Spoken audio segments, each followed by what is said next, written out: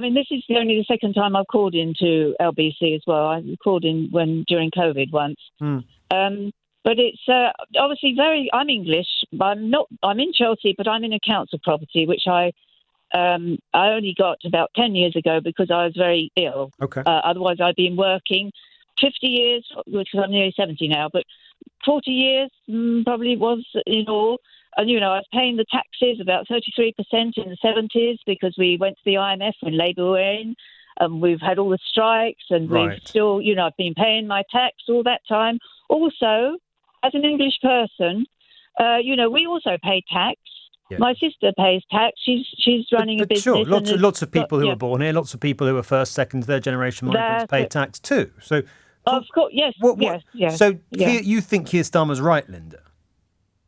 Well, I don't understand why they're getting upset with Keir Starmer. Either way, whether you're left or right, what has he said? But this is another thing, that because of the Equality Act, everybody, it seems like we have to submit to every single offence that an immigrant might take, that we might say or not, so we don't say anything. Right. So this is why you think people in this country don't express views on the level of migration? We tried. Linda, ordinary everyday. We talk about it probably more than anything else. And there is all sorts of rhetoric from people in very prominent positions in public life, which I would say, let me put this diplomatically, lacks any nuance, sensitivity or sensibility, very often indeed. Well, obviously, I haven't sort of been listening to your show, so I don't know whether, you're very, very...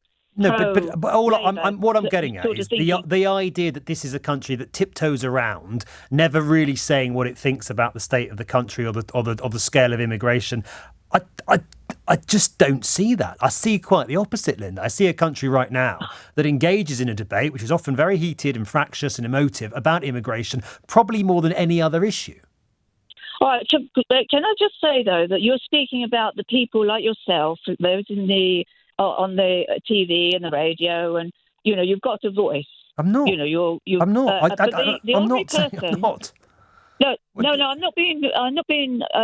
But I'm going also what I see on social media, Linda, which is an awful lot of people saying very strongly worded things indeed about immigration and, sadly, in many cases, immigrants. I just don't buy the idea that nobody is speaking their mind on this issue.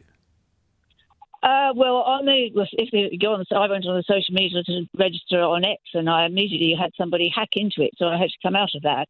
But anyway, if we go from, let's talk about the fact that London is only 30% English now, and I hear up north that the police can only have to negotiate with the community leaders of the Muslim community up there in order to deal what they have to deal with. But that they can't go to these places. Both of those things are just, I'm afraid they're nonsense. No, yes, political leaders. Why do you say that? Because political leaders talk to community leaders. You're kind of making out that mayors of parts of the country are somehow seeking permission from imams before they do anything.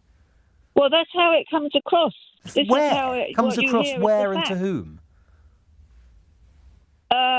This is what I mean. I hear so much. I don't write every little thing down who it is. But where are you getting this stuff from? Where are you getting the idea that mayors of England or mayors of parts of England are running all their policies past Muslim leaders? Not mayors. I didn't say mayors. I said that the police are talking. Yes, maybe they have to negotiate. Do you really think that the Muslim community leaders, imams presumably, have a veto over the actions of police forces in England? This is what it sounds like, yes. And I don't know. But where does it sound like? It doesn't sound like it to me, Linda. It sounds like a completely far-fetched, absurd conspiracy theory to me, respectfully. So where is it that you've seen that makes you think that is going on? Well, I'll have to find out where but I've heard it several times. But where? And it's because I've heard several times that the Earth is flat. Well, right, okay. So because it's on YouTube, it must be true.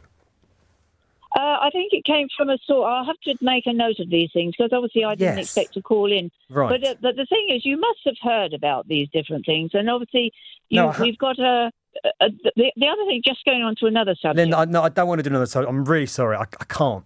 Because you're talking to me about things that are just not true.